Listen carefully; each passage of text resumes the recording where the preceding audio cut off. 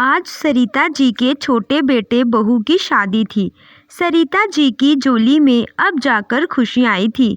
शायद यही उनकी तपस्या का ही फल था, जो इतने दुख देखने के बाद वह खुशियों का मुंह देख पाई थी। और यह सब उनके बेटे और नई बहू नेहा की वजह से हो रहा था। शादी अच्छे से हो गई और सह मेहमान भी अब अपने अपने घर जा चुके थे कि तभी नेहा की चाची सास उनके दरवाजे पर पहुंची। अपनी चाची सास को देखते ही नेहा का खून खोल उठा। खबरदार चाची, जो एक कदम भी आगे बढ़ाया तो इस घर में और मम्मी जी की जिंदगी में फिर से जहर घोलने की कोशिश मत करना, वरना मैं रिश्तों की सारी मर्यादाएं लांघ जाऊंगी। तू कौन है मुझे रोकने वाली? मुझे अंदर आने दे। क्यों अंदर आने दूं? ताकि आप फिर से उनके भरे हुए गांव को एक नासूर जख्म बना सकें। मुझे मम्मी जी ने सब बता दिया है कि कैसे तुमने। हाँ चाची, नेहा से ही बोल रही है। आप यहाँ से चले जाओ, क्योंकि मैं नहीं चाहता कि इस खुशी के मौके पर मेरी माँ की आंखों में फिर से आपकी वजह से आंसू आए। इस बार सरिता जी का बेटा बोला। मिथिलेश जबरदस्ती करने चले तो नेहा ने उनके कदम वहीं थाम दे। चाची, अभी तक आप मुझसे बड़े हैं, इसीलिए मैं आपकी शर्म कर रही हूँ, वरना मुझे मजबूर मत कीजिए वह सब करने के लिए जो मैं करना नहीं चाहती। और अपने लेकिन दोनों ने उसे बाहर का रास्ता दिखा दिया, लेकिन वह चुपचाप बैठने वालों में से कहाँ थी। जब सरिता, बस माँ, बहुत रोली आप, बहुत दुख झेल लिए आपने, आज से आप सिर्फ खुश रहेंगी। अमन सरिता जी से बड़े अधिकार से मुनहार करते हुए ये बोल रहा था और सरिता जी के पीछे उनकी कंधा पकड़ अपनी ठुड्डी उनके गालों से लगाए खड़ी उनकी इकलौती बहू नेहा मुस्कुरा रही थी। अपनी बहू बेटे का इतना प्यार पाकर सरिता जी की आंखों से चिरपरिचित आंसुओं की गंगा जमुना बहने को थी, जिन्हें अमन और नेहा ने बीच में ही अपने हाथों से समेट लिया था। और दोनों उनके गले लगकर बस इतना ही कह पाए थे, बस माँ, अब नहीं, अब इन आंखों में आंसू की कोई जगह नहीं है। अब बस हमें आपके चेहरे पर ऐसी मुस्कुराहट चाहिए जिसकी वजह इस घर का सारा अंधेरा खत्म हो जाए। बेटे बहू की बातें सुनकर सरिता जी ने उन दोनों को अपने अंक में कुछ ज़्यादा ही समेट लिया था और फफक कर रोते हुए बोली, बच्चों, इस घर के और मेरे अंदर जीवन में रोशनी तो तुम दोनों लेकर आए हो, वरना मुझ अभागन का जीवन तो कब से ऐसे अंधकार में खो गया था जहां एक कतरा रोशनी भी नहीं थी। यह कहते कहते सरिता जी कहीं दूर अपने जीवन के उस खूबसूरत पलों में खो गई थी, जहां वह और उन पर जान छिड़कने वाले उनके पति आदेश जी और दोनों बेटों की शैतानियों से गूंजता उनके प्यार से रोशन उनका घर आंगन था। सरिता और आदेश जी की शादी बड़े धूमधाम से हुई थी। उस जमाने में भी उनकी शादी पूरे गांव में चर्चा का विषय बन गई थी, क्योंकि सरिता जी एक मेजर की बेटी थी और उनके माता पिता ने अपनी इकलौती बेटी की शादी में अपने पूरे जी जान लगा दी थी। आदेश जी भी एक अच्छी कंपनी में काम करते थे। उनके अंदर किसी भी तरह की कोई बुरी लत नहीं थी। इसीलिए तो सरिता जी के माता पिता को आदेश जी एक झलक में ही पसंद आ गए थे। सरिता जी का ससुराल में भव्य स्वागत हुआ। उनके सास शकुंतला जी सरिता जी से बहुत प्यार करती थी और सरिता जी ने भी ससुराल आते ही अपनी सास की जिम्मेदारियों को बोझ हल्का कर दिया था, यह कहकर कि माँ, अब आपके आराम करने का वक्त आ गया है, आप आराम करिए। तब शकुंतला जी कहती, अरे अभी कहाँ बेटा, अभी तो तेरे देवर की भी शादी करवानी है। सरिता जी अपनी सास को देखकर हैरान थी कि बिना पति कि उसकी सास ने दो बेटों की परवरिश कैसे की, उनकी पढ़ाई लिखाई फिर नौकरी। सरिता तो यह सोच कर ही हैरान रह गई थी। उसे तब क्या पता था कि उसकी ज़िंदगी भी उसी राह पर चलने वाली थी। अपने भाग्य से अनजान, हमेशा मुस्कुराकर सबका काम खुशी खुशी करने वाली सरिता के चेहरे से मुस्कान हमेशा के लिए छिन जाएगी। कुछ दिनों बाद छोटे देवर कौशल की भी शादी हो गई। कौशल की पत्नी एक घमंडी और तेज तर्रार औरत निकली। सामने वाला अगर उसके सामने अपनी खुशी जाहिर कर दे, वह अपने आगे सास को भी कुछ नहीं समझती थी, तो मानो उसके कलेजे पर सांप रेंग जाए। सरिता जी के अब पाँव भारी हो गए थे और डॉक्टर ने उन्हें सख्त आदेश दिया था कि उनका शरीर बहुत कमज़ोर है। सरिता जी की सास की भी अब उम्र हो गई थी, उन्हें खुद अब किसी की सेवा की ज़रूरत थी, लेकिन फिर भी शकुंतला जी सरिता जी का पूरा ध्यान रखती। छोटी बहू से कहती तो वह तुनक कर बोलती, मैं इनकी कोई नौकरानी नहीं हूँ जो इसकी चाकरी करती फिरूं। फिर वो दोबारा उसे कुछ काम कहने की नहीं। सरिता जी को अभी छठा महीना ही चल रहा था कि अचानक हार्ट फेल के कारण सरिता जी की सास पोता पोती का सपना आंखों में सजोई ही इस दुनिया को अलविदा कह गई। अपनी सास के चले जाने से सरिता जी का मन बिल्कुल विचलित हो गया। उन्हें ऐसा लगा जैसे उनके सिर से शत चली गई हो। फिर भी अदेर जी ने सरिता जी को जैसे तैसे करके संभाला और उनका पूरा ध्यान रखते थे।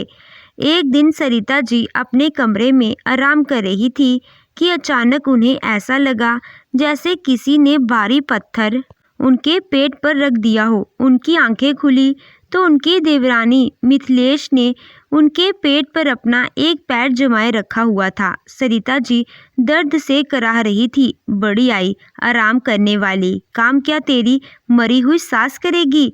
आकर इस पेट की वजह से ही तू महारानियों की तरह आराम कर रही है ना। आज मैं यह किस्सा ही खत्म कर देती हूँ। ना रहेगा बांस ना बजेगी बांसुरी। उसकी आंखों में जैसे आग सी लगी थी। वह तो भगवान का शुक्र समझो कि तभी आदेश जी घर पहुँचे। पता नहीं क्यों सुबह से ही उनका आज काम में मन नहीं लग रहा था, इसीलिए वह लौटे तो उनके पैरों तले ज़मीन खिसक गई। उन्होंने खींचकर एक तमाचा अपनी भाई की पत्नी को जड़ दिया और पिताजी को डॉक्टर के पास लेकर गए। भगवान की दया थी कि सब ठीक था। शाम को अपने पति के आते ही उसने तमाशा खड़ा कर दिया कि आपके भाई ने मुझ पर हाथ उठाया और मेरे साथ ज़बरदस्ती करने की कोशिश कर रहे हैं। आज तो रिश्तों के सम्मान की सभी मर्यादाएं लांघ चुकी थी। सरिता जी का देवर गुस्से में आदेश जी को मारने को चला तो सरिता जी को बहुत तेज पीड़ा होने लगी। उन्हें जल्दी से अस्पताल ले जाया गया। जाते ही डॉक्टर ने ऑपरेशन बोल दिया था। आदेश जी पैसे लेने घर पहुंचे तो लॉकर में एक भी पैसा नहीं था। जब उन्होंने छोटे भाई से पूछा पैसों के बारे में तो पता चला कि सब पैसे पति पत्नी ने हड़प लिए थे। यहाँ तक कि सारी जायदाद उसने अपने नाम करवा ली थी। वह भाई के आगे अपनी पत्नी के ऑपरेशन के लिए पैसों की भीख मांगते रहे, लेकिन दोनों ने बेशर्मी की तरह हंसते हुए उन्हें घर से निकाल दिया। सरिता जी के मम्मी पापा को वह कुछ बनाकर परेशान नहीं करना चाहते थे, इसीलिए उन्होंने अपने दोस्तों से पैसे इकट्ठे करके ऑपरेशन के सारे पैसे जमा किए। ऑपरेशन हुआ तो वह जुड़वा बेटों के पिता बन चुके थे।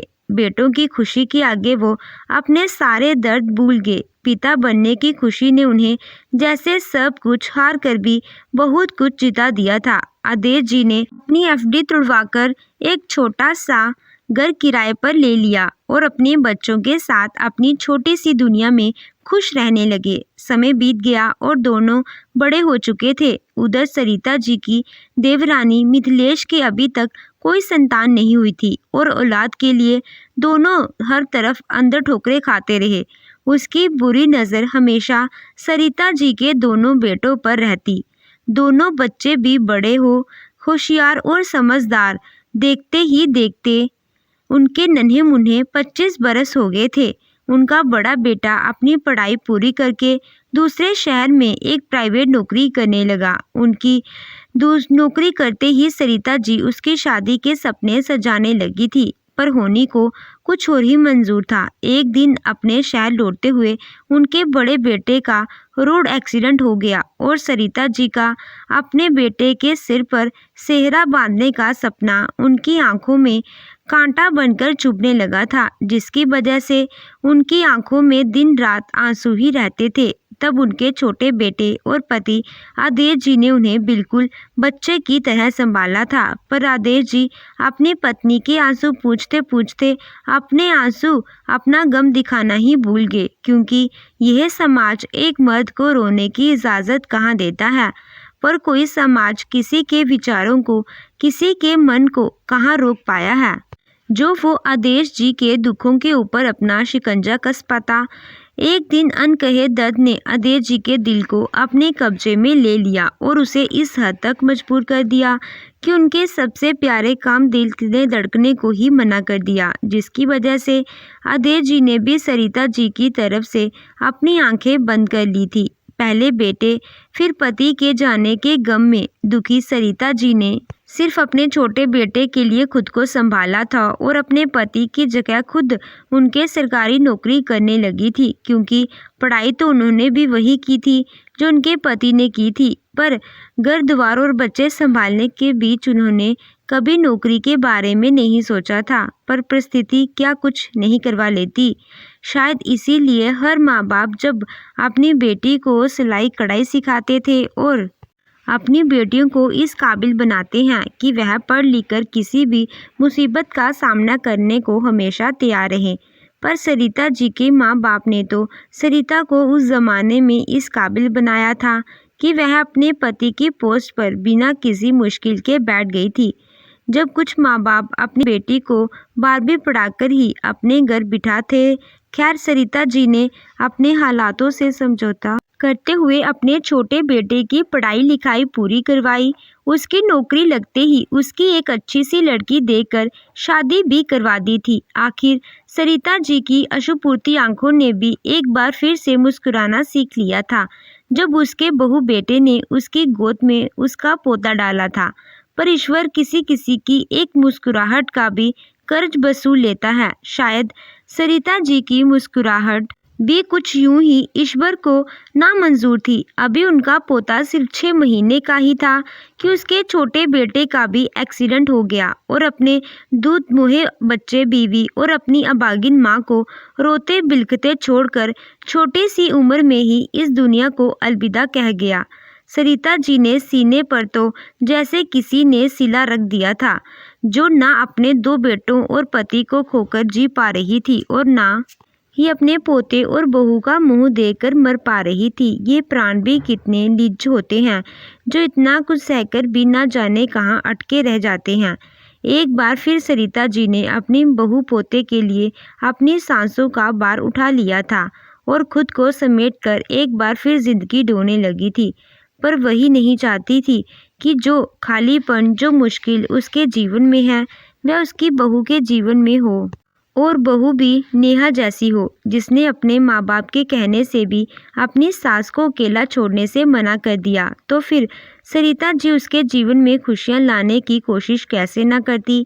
बस उसी कोशिश के तहत उन्होंने नेहा से अमन को मिलवाया था। पहले तो नेहा ने किसी भी लड़के से मिलने से मना ही कर दिया था, पर अमन को प्यारी सी नेहा कुछ इस कदर भा गई थी कि उसने अपने व्यवहार और प्यार से इस शर्त पर नेहा का दिल जीत ही लिया था कि वह शादी के बाद कभी भी सरिता जी को नहीं छोड़ेंगे। और बचपन में अपनी माँ को खो चुके अमन ने यह सब खुशी खुशी मान ली थी, क्योंकि उसने भी तो ना जाने कितनी रातें माँ के प्यार के लिए तरसते हुए रोते हुए बिताई थी।